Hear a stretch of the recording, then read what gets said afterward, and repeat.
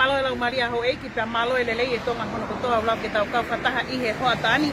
O ku mau kau whataha atu pia mo e Kelly Rose Restaurant. Mei nua le ia ko ki mau tolu ko ia o ku mau mea mai mei haha ke niu toa naku toka kolonga wherever you are from the Hahaka site. Afe mai heni i he Kelly Rose Restaurant i he hawani ke tau kau whataha pia mo e wharekai Kelly i he hoa tani.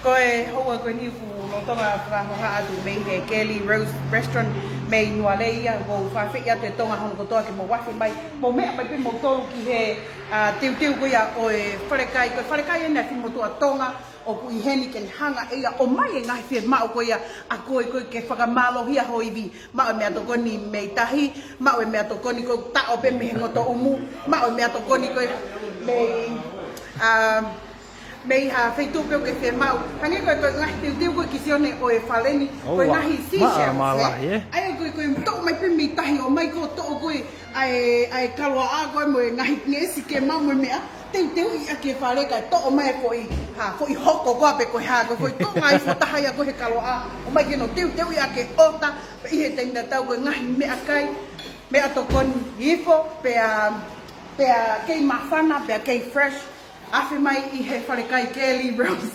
i Nualeia he hawani pia mo e ngahi the menu o mau e fish and chips o mau e Lucy P, lupu masima lupu ke fie mau kapau ke fie mau ko ha lu mui pipi pe tutaki mai pe koe ki he fini motua koe a ana koe whare he koe tonga ki he tonga tala noa whakatonga mai pe ki ai ko aua ko fie kai au haki mei lu ngako i puaka mau pe ia mei he Kelly Rose i he hoa ko ni i mua lei ko wakai hake ki he menu o ku ia e breakfast ka kisi ama ke ta hau taua o mid morning di show hen e ko breakfast ko to pai ba mo keke owa ma ko ngahi breakfast ya ma ko ke ngawe langa hange ko ngotalabo ko me mai ke no breakfast how boy to pai ke ibi ia pa ke ma ke tuki ko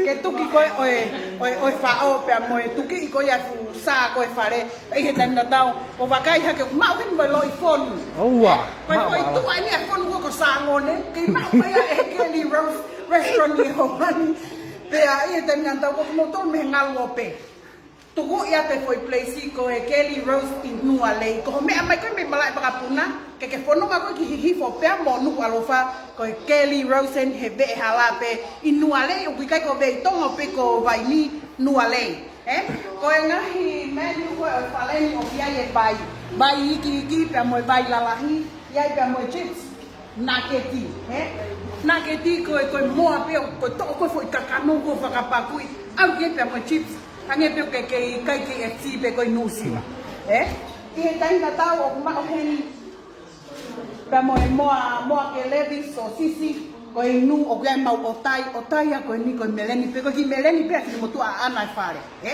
to be uta paki mai pe ba ia ke ki foi o tai o ka moko a pe to e fo kisi Pepe o makai mai kisi ki he menu. Ko lava ko ki he menu e rika. Ko a ba pongpongi o toko to mai me ko to pai Owa. Painga me ko to pai. La fa ki nai na tau i he fare va fo ki i to fuane nai. Ko fu sia ki ko fu pamu beta. Ta be to pai ko ni fu pam pe moeta. Ko to pai ta ha ma ko ho i pe se te ke ma ono. Ko me ta. Ta pe ko fish. Ko kas ke hele fish. Loi fonu ia e o taika kere diika lo ika pe mo lo ifeke lo ifonu lo me ka to pe me ta mau ka to ia hen i hen pe mo vestapolo owa ta pe vestapolo ka ge kare moa kare sipi kare pulmasima kare me ko pe ke kare ia mo vestapolo ma ia hen i he Kelly Rose oi ta pe ke ta le le oi ta pe ke ta ko Koe peleti taha koe lahia koe o peleti koe teke mau mea. Oua, maamala. Koe whare kai ai tonga, pakune hanga eia whakapuapua mai pe kai koe ai tonga. O kai, it's not the Palangi way, e koe ki se puni pe ia e taha e o atu teke mau. Koe whare kai koe ai tonga, tatai mai e fupouru kakato ia e taha ki he peleti e taha, pe mo fu peleti manio ke taha ko ho ai pike taurele.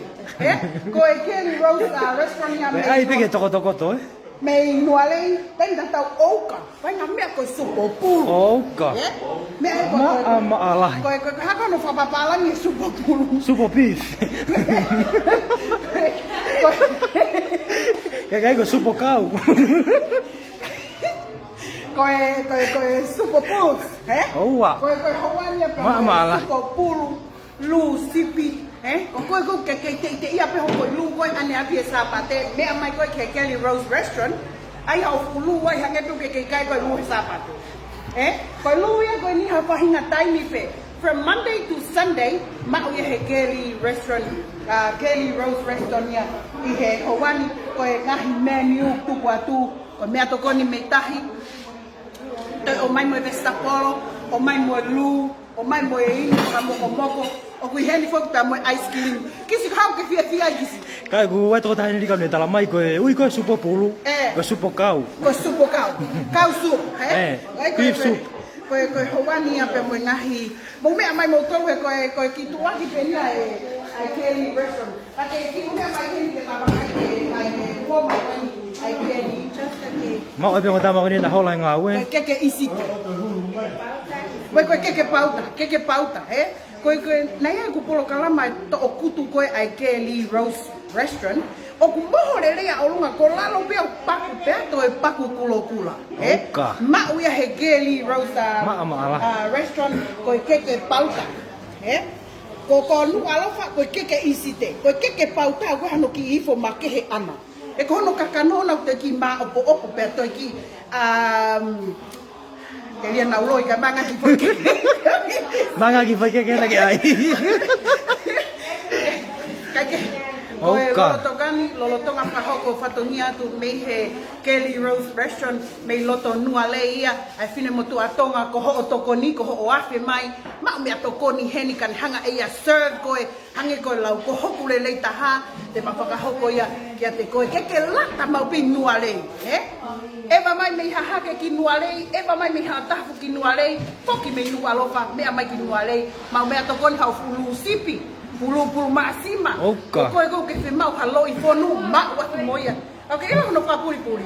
O to ia pe, we ka takia. To ia pe mo faka nei fua. Naga askirimi rika. Koe askirimi no sila. Ke ma we koe i Kelly Rose Restaurant. Pe i he time na tau o ma watu mo ice cream vai ata inu fakalanu inu mo ilelei inu vestapolo ma inu vestapolo Maamala.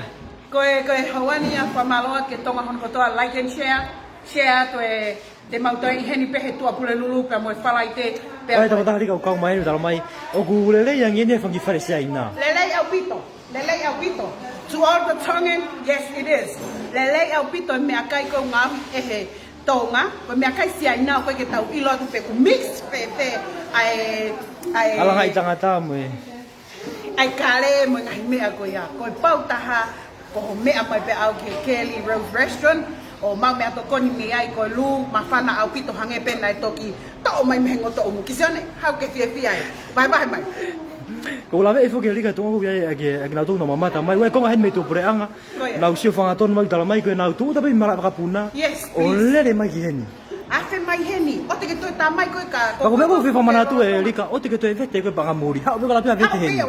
Hau pia vete heni. Hau pia mai whai mahu inga ko iau o ste unga pia ko whai ke tonga. Ko ki mau tolu koe lo tonga lockdown na koe i he alu tori, koe mate umisi mai kia ki lu sipi, moha ki lo i fonu. Ko ho tu uta pe heni moho wha afe ko ke totongu. Ki he o kolontini, afe mai i he Kelly Rose Restaurant, mau mea tokoni he koe ki whare kai en ai tonga, ma ai tonga hono kotoa ai tonga eki, babau, hapai, niwa mo niwa, kai pehe ki tapa kotoa pe o pe i he hoa koni. Te hau kau mai he. Rika, koe hoa koe ni, o ku ko whenako whamanatu koe ka ki nau tōna o kau mai hoa koe ni, he kai ke wholopa me heni, nau pākingi tu ahe. Afe mai, koe ki leka kalasiono koe me lapaha. Come here, come along to Kelly Rose Restaurant. Ihe hoa koe ni enjoy their menu. Koe ngahi mea kai, mea toko ni lelei au pito. Mo ui lelei. Koe mea mahu inga mo ui lelei. Neo mo koe fulu stipi ngako. But do you know what? O whaka mo ui lelei lai lu. Koe hoa ia koe ni kisi. Kai rika koe ngai ko na famana tane na yang ko kinau to ko pamito pure anga. Koe mea pe no tanga mai he ni koe mau tu ta pe kitonga. Koe whare kai whika ula ki te mawafe ki ai. Takai ke ngatai, alu pe paanga ki tonga pe. Yes. O kai ke te ale ai paanga e ki muri. Kau siaina. Suka koe kau lapa hai ni rika nau asi mai. Ke fola pa mi henu nau parking itu ai. Afe mai, lapa ko toa pe ye hoa koe ni, afe mai ko koe me niu toa, hawai kolonga, afa, manuka, nabutoka, hawai ki makaunga, talafo hoi, pea. Afe mai i he Kelly Rose Restaurant i he hoa koe ni ke tau mau mea tokoni.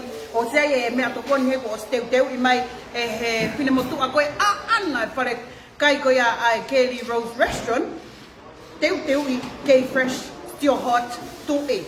Oua, mala. Mea tokoni ai tonga, o tokoni i koe tonga, o hao whakatau me he tonga, no whai ho sirini kanihanga ia ate leleita. Koe tau mua ngau e ai ki whine motu atonga koe ni ke o ate mea tokoni lelei, mawhana, maa, pe ato e whakatupu mo i lelei ko sino, ka i he Kelly Rose Restaurant pe ia i he hoa koe ni. Kage te reo mo mea mai kono teu i koe ngahi nge esli whingota pe mei tahi o mai o teu i a keni ke whakaopa. Te koe mea kotoa pe o tahi o ko silama pe i he Kelly Rose Restaurant ia o mai ke lava ke mau mea tokoni ai tonga hono kotoa. Ko koe me he ope. Lapa pe au puka mai ko family ke hau ia mau mea tokoni heni. Ka ke sio mai pe ko ia mei tua pure. Rika waki na tona kau mai ho ni tal mai pe mau ma tuku misi heni. Mau tuku misi. Ka to. Koe to'o, koe mehingo, koe mea kotoa pe i tahi mau katoa ia. Maa I he whare ko ni. Lolo ia ngako. E koe foi niwe ai ono lolo i ake. Oka. Ai mea tokoni koe mei tahi. Maa la. Kai koe hoa ia koe ni whamaloa ka tumu tōku rau ke tau kei whiau mai e hoa koe ni. Pea mo ki mua tōku tau whataha koe whika telefoni. Koe whika telefoni koe ki he whare kai. Toi saute i mai koe ice cream. Koe ice cream ia. Alu koe ke he kai. A MC Lika he hoa. Alu koe ke he kai super momoko Koe super momoko ni koe a ewa koe a niwa. Koe tuku pe ke ukai kai toi whakafoki. Kai pe foi super momoko kai whakafoki kau ni ia. Nage, afe mai i he Kelly Rose Restaurant i he Hawani. Tau kau kataha pe mono ngahi mea tokoni mawhana ifo popo au pito pe unga pe moe tonga hunu kutoa. O whalahi atu te mautoe i heni pe he tua pule lulu pe moe Kelly Rose Restaurant. O whalahi atu ke tonga hunu kutoa. Kai whakaosi e lewa ki poi supo momoko. Kai whakafoki e kou ni. Mai aurika. O whatu.